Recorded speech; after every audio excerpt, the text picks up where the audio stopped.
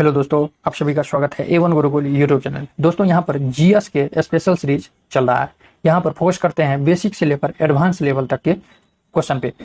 आगे आपके सामने पेपर है UP police constable, Delhi police constable और एसएससी एमटीएस हवलदार और साथ में आरआरबी ग्रुप डी का पेपर होने वाला है। दोस्तों सभी एग्जामों को ध्यान में रखते हुए आपको यहाँ पर क्वेश्चन कराया जाता है। जो भी लेटेस्ट पैटर्न चल रहा है, कैसे कैसे प्रश्न पूछे जा रहे हैं, सभी चीज़ों को ध्यान में रखते हुए यहाँ पर क्लास कराई जाती है। दोस्तों चलिए आज का पहला प्रश्न की तरफ देखते हैं कि आज का पहला प्रश्न क्या है। दोस्तों क्लास शुरू करने से पहले जो लोग हमारे चैनल पर पहली बार आए हैं, चैनल को सब्सक्राइब कर ले, बेल आइकन प्रेस कर ले ताकि आगे का वीडियो का नोटिफिकेशन आपको सबसे पहले मिले। चलिए आज के फर्स्ट क्वेश्चन की तरफ चलते हैं।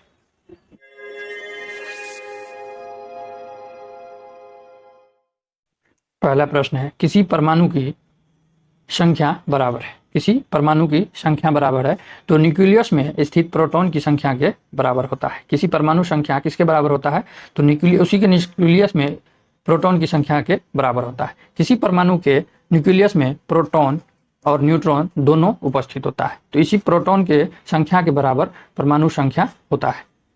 नेक्स्ट क्वेश्चन है, पुराने तैल चित्रों में के रंगों को फिर से उभारने के लिए काम में आता है। पुराने चित्रों को फिर से उभारने के लिए काम में आता है तो यह हाइड्रोजन पेरोक्साइड काम में आता है। बात कर ले इसका फार्मूला का तो इसका फार्मूला H2O2 होता है। इसे हाइड्रोजन पेरोक्साइड कहा जाता है।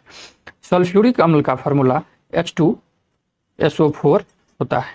H2SO4 होता है। और सिरके अम्ल जिसे एसिटिक अम्ल भी कहते हैं, इसका फार्मूला CH3COOH होता है। सिरके का अम्ल को एसिटिक एसिड भी कहा जाता है। भारी जल का फार्मूला D2O हो जाता है। नेक्स्ट क्वेश्चन है, तंबाकू में उपस्थित एल्कलाइड होता है। तंबाकू में उपस्थित एल्कलाइड होता है तो यह निकोटीन होता है। ऐसे भी प्रश्न पूछे जाते हैं, तंबाकू में कौन सा उपस्थित होता है, क्या उपस्थित होता है तो यह निकोटीन तंबाकू में उपस्थित होता है। नेक्स्ट क्वेश्चन है, यदि किसी वस्तु के चाल आधी कर दी जाए तो गतिज ऊर्जा क्या हो जाएगी। यदि किसी वस्तु की चाल आधी कर दी जाए तो इसकी गतिज ऊर्जा क्या हो जाएगी। गतिज ऊर्जा काइनेटिक एनर्जी का फॉर्मूला होता है काइनेटिक एनर्जी बराबर 1/2 mv²। तो चाल आधी करने के लिए कह रहा है तो v को आधा करना है तो काइनेटिक एनर्जी बराबर 1/2 v²। v इसको स्क्वायर में है तो इसको स्क्वायरिंग हटाएंगे तो हो जाएगा 1/2 m 1/4 v, 2 को स्क्वायर 4 v²। ये 4 यहाँ पर आ जाएगा तो क्या हो जाएगा, काइनेटिक एनर्जी बराबर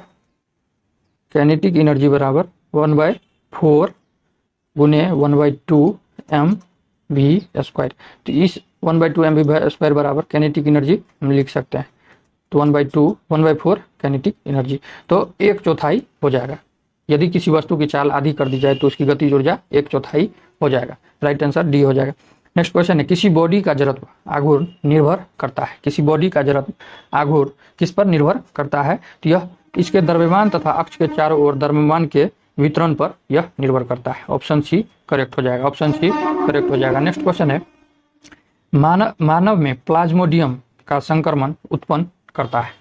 मानव में प्लाज्मोडियम का संक्रमण उत्पन्न करता है तो वह कौन उत्पन्न करता है तो यह मलेरिया उत्पन्न करता है। राइट आंसर बी हो जाएगा।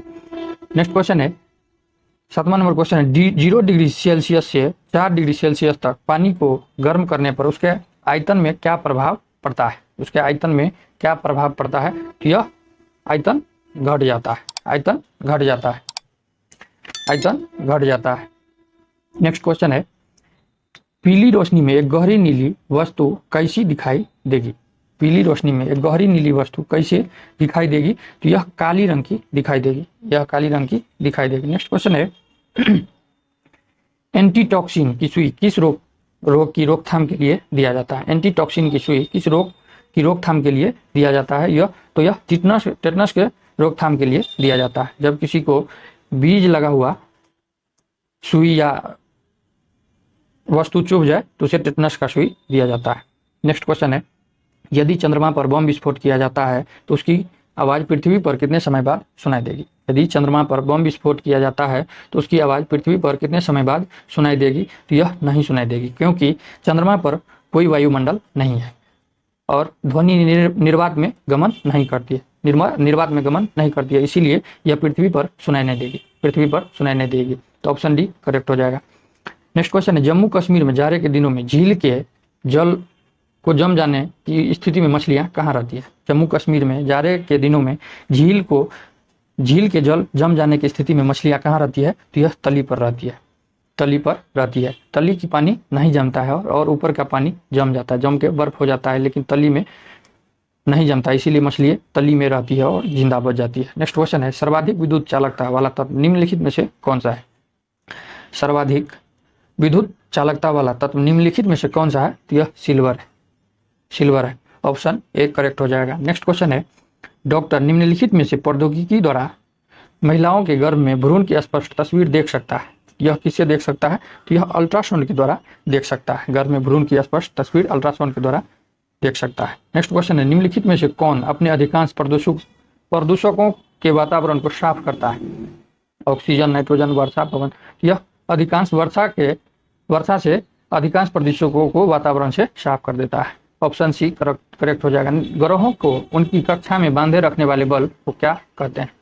ग्रहों को उनकी कक्षा में बांधे रखने वाले बल को क्या कहते हैं? यह गुरुत्वीय बल कहा जाता है। ऑप्शन सी करेक्ट हो जाएगा। ग्रहों के गति के नियम का प्रतिपादन सर्वप्रथम किसने किया था?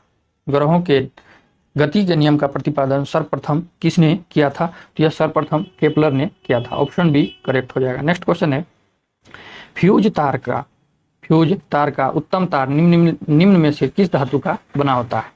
फ्यूज का उत्तम तार निम्नलिखित में से किस धातु का बना होता है? तो फ्यूज तांबा, टीन व शीशा का बना होता है। ऑप्शन सी करेक्ट हो जाएगा। नेक्स्ट क्वेश्चन है, लाल और हरा रंग को मिलाने से कौन सा रंग बनता है? लाल और हरा रंग को मिलाने से कौन सा रंग बनता है? तो यह पीला रंग बनता है। ऑप्शन सी करेक्ट हो जाएगा। जर्मेनियम क्रिस्टल से आबंध है, जर्मेनियम क्रिस्टल से आबंध है, तो यह सहसंयोजी के द्वारा बंधा होता है। ऑप्शन बी करेक्ट हो जाएगा। एक गेंद को निर्वात में 49 मीटर प्रति सेकंड की चाल से ऊपर फेंका जाता है। उच्चतम बिंदु तक पहुंचने के लिए उस गेंद के द्वारा लिया गया समय कितना होगा? उस गेंद के द्वारा लिया गया समय कितना होगा? तो फॉर्मूला होता है v बराबर u ऊपर की स्थिति में माइनस और g गुने t। v बराबर 0 मान रख देंगे, u बराबर 49 मीटर पर सेकेंड, g बराबर 9.8 और t समय निकालना है। तो आप t का मान निकाल लेंगे तो t का मान 5 सेकेंड आ जाएगा, t का मान 5 सेकेंड आ जाएगा। ऑप्शन सी करेक्ट हो जाएगा। नेक्स्ट क्वेश्चन है, कैथोड किरणें हैं, कैथोड किरणें हैं कौन सी है? तो यह इलेक्ट्रॉन की धारा को कैथोड किरणें कहा जाता है। इलेक्ट्रॉन की धारा को इलेक्ट्रॉन धारा कैथोड किरणें कहलाती है। ऑप्शन ए करेक्ट हो जाएगा। नेक्स्ट क्वेश्चन है, समय की एक अवधि के दौरान आप जितने वेबसाइट पर पृष्ठ देखते हैं उन सभी को प्रदर्शित कौन करता है? समय की अवधि के दौरान आप जितने भी वेबसाइट एवं पृष्ठ देखते हैं उन सभी को प्रदर्शित करता है, तो कौन करता है? तो यह टास्क बार करता है, टास्क बार करता है। ऑप्शन सी करेक्ट हो जाएगा। नेक्स्ट क्वेश्चन है, मानव शरीर में कहाँ पाचन एवं श्वसन मार्ग एक दूसरे को अतिक्रमित करते हैं? मानव शरीर में कहाँ पाचन एवं श्वसन मार्ग एक दूसरे को अतिक्रमण करते हैं? तो यह ग्रसनी में होता है। ऑप्शन ए करेक्ट हो जाएगा। इंटरनेट पर नो चार्ज में सामान्यतः परिचित सॉफ्टवेयर बग की मरम्मत कहलाता है। बग की मरम्मत क्या कहलाता है? तो पैच कहलाता है। ऑप्शन बी करेक्ट हो जाएगा। सोडियम को किस द्रव में रखा जाता है? सोडियम को किस द्रव में डुबाकर रखा जाता है? तो यह केरोसिन में इसे डुबाकर रखा जाता है, क्योंकि सोडियम अत्यधिक अभिक्रियाशील धातु है। यह वायुमंडल से अभिक्रिया कर लेता है, बहुत जल्दी कर लेता है, इसीलिए केरोसिन में इसे डुबाकर रखा जाता है। नेक्स्ट क्वेश्चन है, कृत्रिम डायलिसिस का प्रयोग होता है। कृत्रिम डायलिसिस का प्रयोग किसके लिए होता है? तो वृक्क यानी किडनी के प्रतिस्थापन के लिए कृत्रिम डायलिसिस का प्रयोग किया जाता है। ऑप्शन सी करेक्ट हो जाएगा। सूर्य उगते और डूबते समय लाल क्यों दिखाई देता है? सूर्य उगते और डूबते समय लाल क्यों दिखाई देता है तो लाल रंग का विक्षेपण सबसे कम होता है, इसीलिए यह दिखाई देता है। और लाल रंग का तरंगदैर्घ्य सबसे अधिक होता है, इसीलिए सूर्य डूबते और उगते समय लाल रंग दिखाई पड़ता है। नेक्स्ट क्वेश्चन है, मानव शरीर की सबसे बड़ी ग्रंथि कौन सी होती है? मानव शरीर की सबसे बड़ी ग्रंथि कौन सी है? यह यकृत है, जिसे हम लीवर कहते हैं। लीवर सबसे बड़ी ग्रंथि है। अमाशय में भोजन के पश्चात क्या मिलता है? अमाशय में भोजन के पश्चात क्या मिलता है? तो पित्तरस मिलता है, जो यकृत में पित्तरस का निर्माण होता है। यकृत में पित्तरस का निर्माण होता है। मांस, अंडा, मछली का यकृत तथा दूध निम्न में से किसका स्रोत है? मांस, अंडा, मछली, यकृत तथा दूध निम्न में से किसका स्रोत है? तो यह विटामिन डी का स्रोत है। ऑप्शन ए करेक्ट हो जाएगा। ऑप्शन ए करेक्ट हो जाएगा। नेक्स्ट क्वेश्चन है दोस्तों, इतना ही क्वेश्चन था। मिलते हैं नेक्स्ट वीडियो में, तब तक के लिए जय हिंद।